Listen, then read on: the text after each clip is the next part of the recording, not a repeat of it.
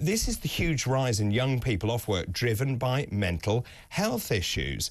Young women are more likely to be off work sick because they're looking after children. The dramatic reversal of long-established patterns. Essentially, this story is quite complicated, but what it shows is just the sheer numbers of people who are sitting at home. When I looked at the latest statistics, 946,000 kids under 25 are not in education, employment or training. And wait for this, when you look at the numbers between 16 and 64, 9.25 million people are economically inactive. So something is going on. What is driving this rise of people who say they are unfit to work? Who is signing them off? And how are we in the mess we are now in? Wendy Denning, Dr. Wendy Denning joins me now, who's the founder of the Health Doctors Clinic. Good afternoon to you.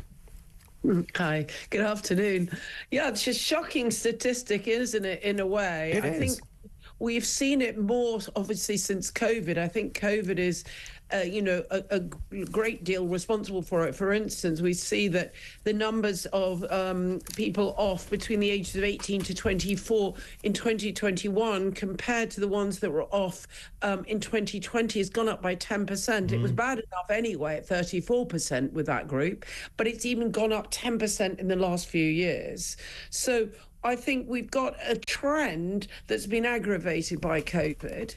And it, in a way, we could have predicted that because we've had a mental health. We knew that the mental health crisis was coming. We saw it during COVID, and it's got worse, actually. And we know that people who've had, poor health, mental health, are less likely to be employed than people who have had better mental health. Who is to blame for all of this? I lay the blame pretty squarely at the government. They locked up young people. They gave them no future. They said it's better to stay at home. You can work at home. What we saw, and I know this as a clinician, we've seen a whole generation of kids who have huge mental health issues, who have fear of going out. They don't know how to form interpersonal relationships because they were kept at home.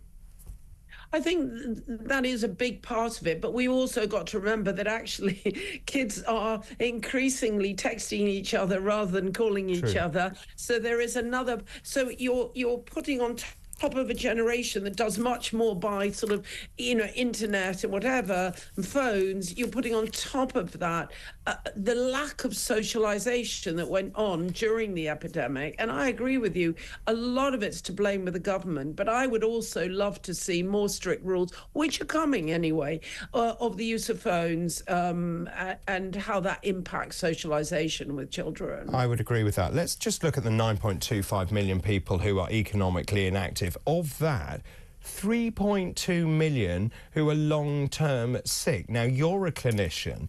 In terms of that, how many of them truly are long-term sick? Because I know my colleagues struggle with this a great deal. When people come in, they may sign them off work for a while because their workload is so high, so they just sign them off because that's quicker. But then you end up in that spiral where you never get back off that list. So if we take the assumption that a lot of them are off because of mental health problems, we then have to look what is available to people for mental health problems. And the waiting lists are ridiculous. I mean, it's something like 3 years to get, properly seen by the community mental health team, unless you're in an absolute crisis. So if we want to, if we acknowledge the fact that mental health is a big component in this, we want to change it, we actually have to really improve our mental health provision for these young adults, in my view. Can I just ask, what sort of mental health issues are we talking about? So we're looking at anxiety, depression, social isolation. That's another big one. Some bipolar. We know this age group starts showing up some of the mental health problems. That's the other piece of it. There will be some people that were going to show up all of these things anyway and needed that help and can't get it. So they just get more chronic. So just in terms of that, you mentioned mental health teams there. How much of this is down to secondary care? Shouldn't we be dealing with this in the community? What's the role of the GP here? Is the GP the right person to be involved?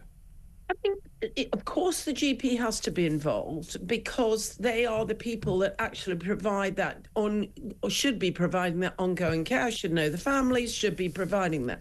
However, when you've got a mental health problem with any age, actually, you usually need more than one person involved. You usually need a counsellor, you may need an art therapist, you may need other provisions that the GP doesn't have time to provide in those 10 minutes.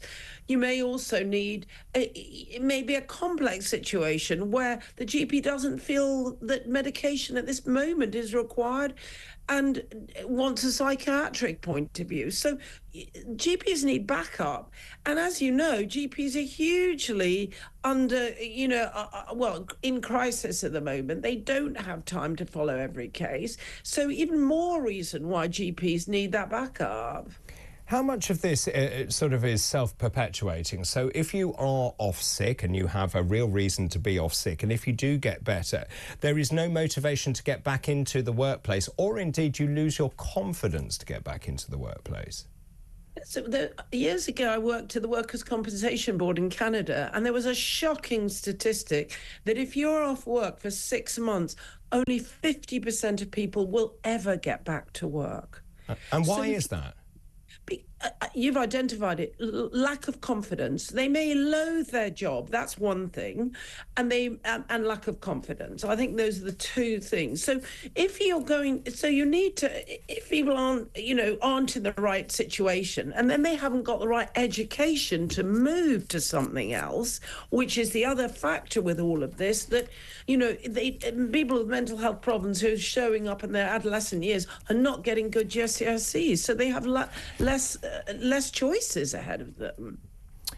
Really good to talk to you, Wendy. Dr. Wendy Denning there, wishing you a happy new year as well, the founder of the Health Doctors Clinic.